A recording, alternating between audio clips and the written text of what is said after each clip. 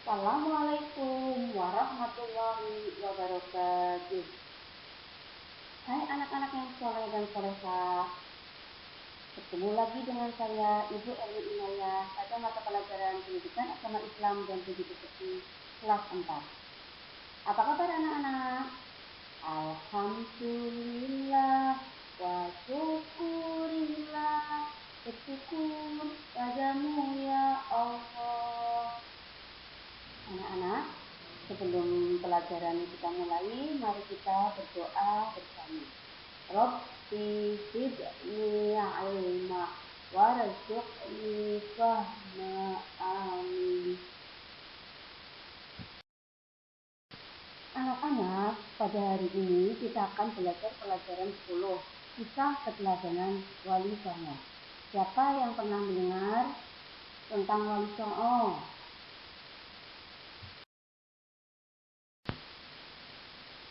Kompetensi inti pada pembelajaran kisah keteladanan Wali Songo bisa kalian lihat di layar ini ya. Ada KI 1, KI 2, KI 3, KI 4. Kompetensi dasarnya ada 4 juga ya anak-anak. Bisa kalian lihat juga di layar ini. Anak-anak, tujuan pembelajaran pada pelajaran kali ini adalah setelah pelajaran ini selesai, diharapkan kalian dapat satu, meyakini keimanan Wali Songo kepada Allah Subhanahu wa Ta'ala. 2, menunjukkan perilaku peduli dan rendah hati sebagai implementasi dari pemahaman kisah keteladanan Wali Songo. Yang ketiga, kalian bisa memahami kisah keteladanan Wali Songo. Kemudian yang 4, kalian bisa menceritakan kisah keteladanan Wali Songo.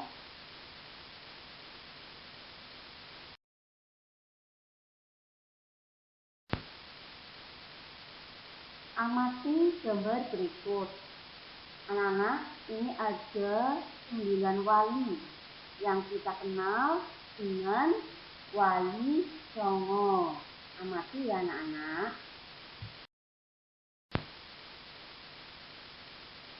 Anak-anak, apa yang kalian ketahui tentang Wali Allah? Siapakah mereka? Apa saja keistimewaan mereka? Wali Allah di dunia ini jumlahnya banyak. Tetapi dalam pelajaran ini yang akan kita pelajari hanyalah Wali Songo.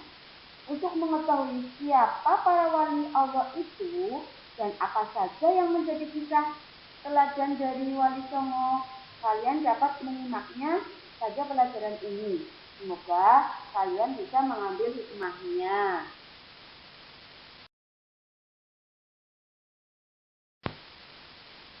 Siapakah wali Allah itu? Amati dan ceritakan gambar berikut.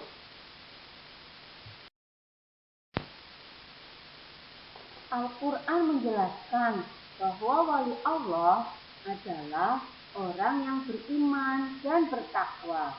Di samping melakukan hal-hal yang wajib, para wali Allah senantiasa melakukan hal-hal yang sunnah serta menjauhi hal-hal yang makruh.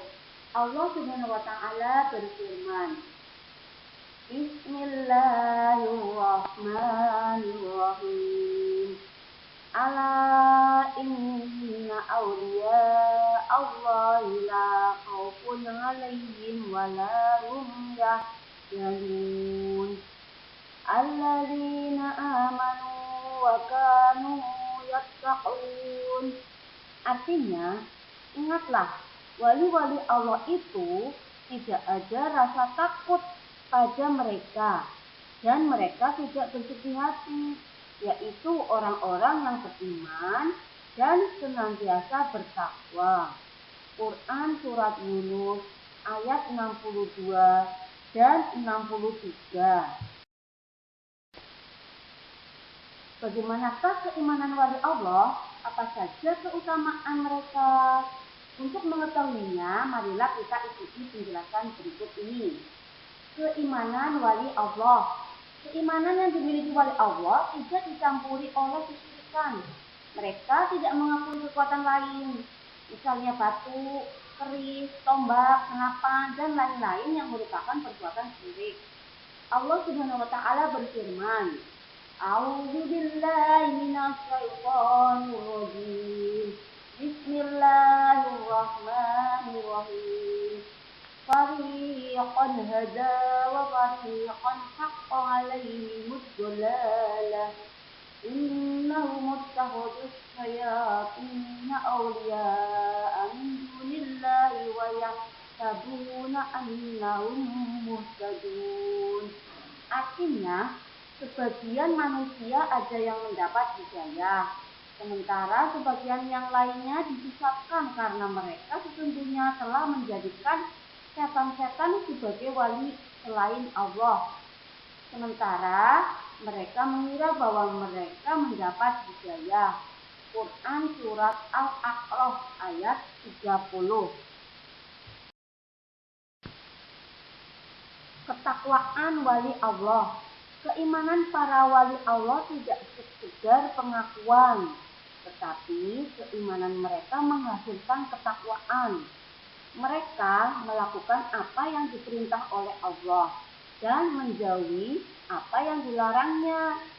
Mereka tidak hanya melakukan hal-hal yang diwajibkan agama, tetapi juga menjalankan amalan-amalan sunnah.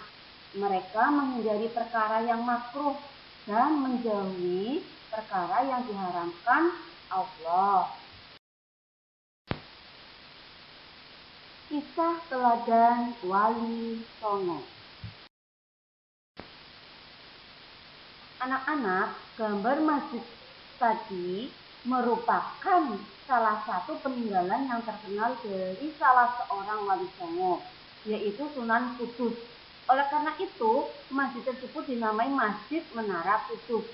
Untuk lebih mengenal tentang siapa wali songo itu dan kisah teladan apa yang dapat diambil dari mereka, kalian dapat mempelajari penjelasan berikut ini. Yang pertama, kita akan belajar tentang Sunan Gresik. Sunan Gresik atau Maulana Malik Ibrahim. Maulana Malik Ibrahim disebut juga Sunan Gresik atau Sunan Tandes. Ia lahir di Samarkand, Asia Tengah, dan wafat di desa Gapura, Gresik, Jawa Timur. Ini gambarnya ya anak-anak.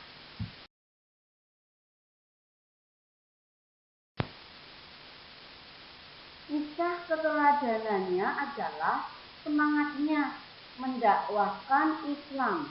Sunan Gresik banyak membela rakyat Jawa yang tertindas oleh Majapahit. Ia juga mengajarkan cara-cara baru bercocok tanam. 2. Sunan Ampel atau dikenal dengan Raden Rahmat. Sunan Ampel atau Raden Rahmat dianggap sebagai sesepuh oleh para wali lainnya. Makam Sunan Ampel terletak di dekat Masjid Ampel, Surabaya. Kisah keteladanan yang menarik adalah ketika Sunan Ampel berdakwah kepada Prabu Brawijaya, meskipun akhirnya tidak memeluk agama Islam. Prabu Brawijaya terkesan dengan ajaran agama Islam sebagai ajaran budi pekerti yang mulia. Sunan Ampel mengajarkan falsafah Mo Limo 5M. Yang dimaksud dengan Mo Limo adalah tidak mau melakukan 5 perbuatan tercela, yaitu 1. Main atau berjudi. Yang kedua, ngombe atau mabuk-mabukan. Yang ketiga, maling atau mencuri.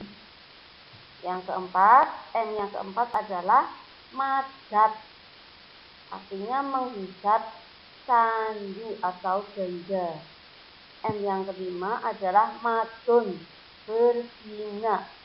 Itulah moh limo yang diajarkan oleh Sunan Ampel. 5M. Sunan Bonang atau yang kita kenal dengan Mahdum Ibrahim. Kisah keteladanannya adalah cara berdakwahnya yang bijak. Sunan Bonang sering menggunakan kesenian rakyat untuk menarik simpati mereka. Ia memasukkan alat musik bonang pada seperangkat alat musik gamelan. Oleh karena itu, ia dikenal dengan sebutan Sunan Bonang. Sunan Bonang juga mengubah suluk wijil dan tembang tombo ati. Sunan Bonang adalah putra Sunan Ampel dan sekaligus muridnya. Ia wafat pada tahun 1525 Masehi. Ini ada gambar alat musik bonang ya anak-anak, perhatikan.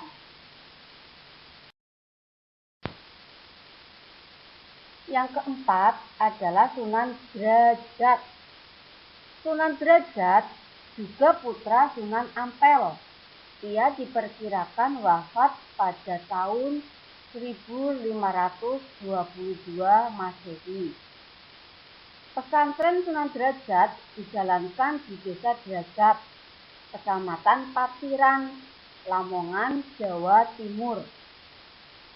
Kisah keteladanannya adalah cara dakwahnya yang menekankan keteladanan dalam hal perilaku yang terpuji, kedermawanan, kerja keras, dan peningkatan kemakmuran masyarakat.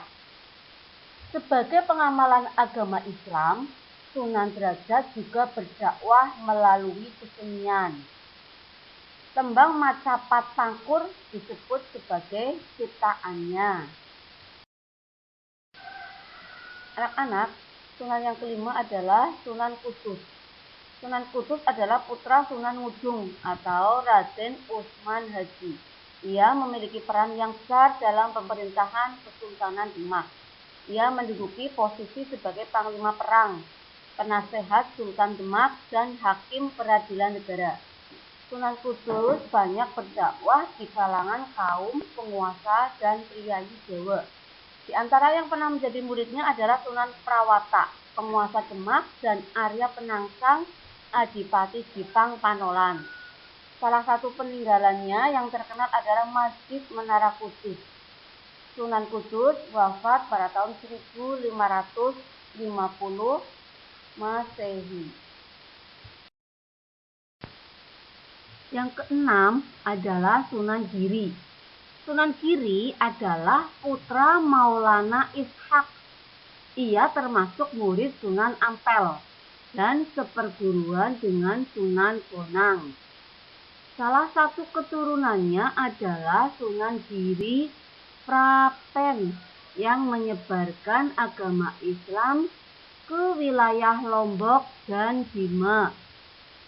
Sunan Giri sangat berjasa mendakwakan Islam di Jawa, bahkan sampai ke wilayah timur Indonesia.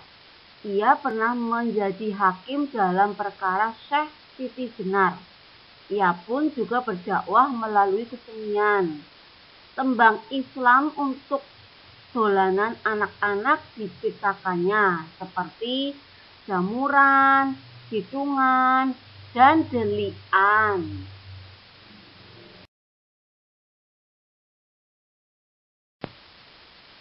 Sunan yang ketujuh adalah Sunan Kalijaga atau yang kita kenal dengan Raden Said. Sunan Kalijaga adalah putra Adipati Tuban yang bernama Tumenggung Wilatikta atau Raden Sahur atau Sayyid Ahmad bin Mansur atau Syekh Subakir. Ia adalah murid Sunan Bonang. Sunan Kalijaga juga menggunakan kesenian dan kebudayaannya sebagai sarana untuk berdakwah, seperti wayang kulit dan tembang suluk. Tembang suluk lir-ilir dan gundul-gundul patul juga dianggap sebagai hasil karyanya. Sunan yang kedelapan adalah Sunan Muria atau yang kita kenal dengan sebutan Raden Umar Said. Sunan Muria atau Raden Umar Said adalah putra Sunan Kalijaga. Dia adalah adik ipar Sunan Kudus. Tempat tinggalnya di Gunung Muria yang letaknya di sebelah utara kota Kudus, Jawa Tengah. Seperti ayahnya, Sunan Kalijaga, ia berdakwah dengan cara lembut. Kesenian, gamelan, dan wayang tetap digunakannya sebagai alat berdakwah. Sunan Muria menciptakan tembang Sinom dan Kinanti. Sasaran dakwahnya para pedagang, nelayan, pelaut, dan rakyat jelata.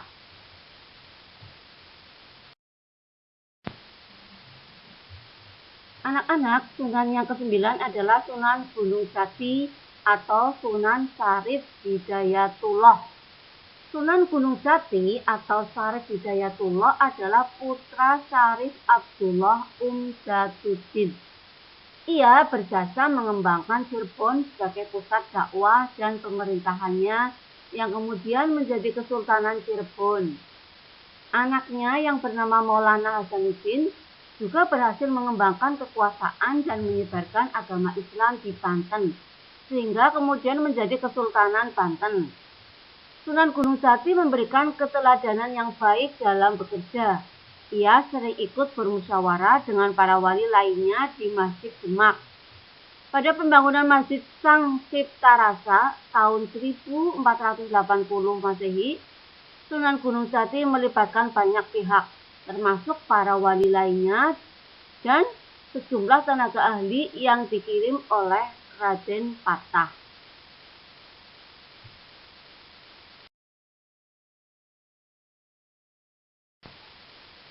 Demikian materi keteladanan kisah Wali Songo. Anak-anak, apabila ada pertanyaan langsung saja chat via WA nomor ibu ya. Mari kita simpulkan pelajaran kisah keteladanan Wali Songo. Wali Allah adalah orang yang beriman dan bertakwa kepada Allah Subhanahu wa Ta'ala. Kisah keteladanan Wali Songo masing-masing sebagai berikut. Sunan Gresik atau Maulana Malik Ibrahim mengajarkan semangat berdakwah kepada rakyat jelata dan mengajarkan keterampilan hidup atau bercocok tanam. Sunan Ampel atau Raden Rahmat mengajarkan Islam sebagai ajaran budi pekerti yang mulia dan falsafah Mohlimo. Sunan Bonang atau Mansur Ibrahim mengajarkan sikap bijak dalam berdakwah dengan ikut berkesenian bersama rakyat. Sunan Derajat memberikan keteladanan sikap-sikap terpuji dalam berdakwah. Selain itu, beliau juga ikut berkesenian bersama rakyat. Sunan Kudus selain berdakwah juga memperhatikan penggunaan teknologi atau arsitektur yang ada, termasuk membangun menara Kudus, Masjid Menara Kudus. Sunan Giri mengajarkan semangat dakwahnya yang tinggi. Selain itu, beliau juga menciptakan tembang Islami untuk dolanan anak-anak. Sunan Kalijaga berdakwah menggunakan kesenian dan kebudayaan rakyat setempat, yaitu melalui wayang kulit dan tembang suluk. Sunan Muria atau Raden Umar Said juga menggunakan kesenian gamelan dan wayang sebagai sarana dakwah. Sunan Gunung Jati atau yang kita kenal dengan Syarif Hidayatullah memberikan keteladanan yang baik dalam bekerja. Dia juga sering bermusyawarah dengan orang lain.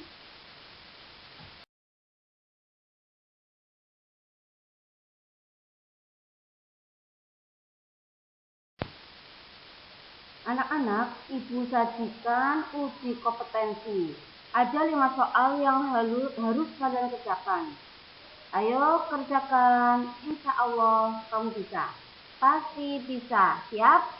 Nah, setelah kalian kerjakan di buku tulis, kalian foto hasilnya, kemudian kirim foto tersebut kepada ibu via chat WA. Gitu ya, nanti setelah selesai ibu nilai, akan ibu masukkan ke daftar nilai.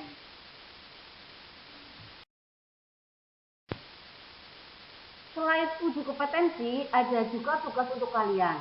Tanggapilah pernyataan-pernyataan ini dengan jujur sesuai dengan keyakinanmu. Kalian isi tabel ini ya dengan tanda centang. Ya, S berarti setuju, PS tidak setuju, dan PT artinya tidak tahu. Demikian ya anak-anak ya, bisa kalian kerjakan. Oke?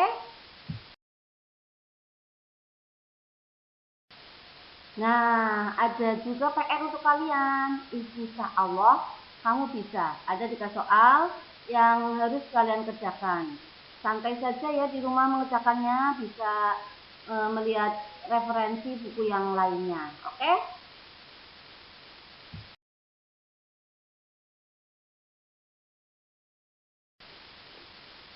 Demikian materi pembelajaran pendidikan agama Islam dan budi pekerti pada hari ini. Semoga bermanfaat bagi kita di dunia wal akhirah. Mari kita tutup pelajaran ini dengan bacaan hamdalah bersama. Alhamdulillahirabbil alamin. Mohon maaf atas segala kesalahan dan kehilafan. Akhirul qouli wallahul muwaffiq ila aqwamit thoriq. Wassalamualaikum warahmatullahi wabarakatuh.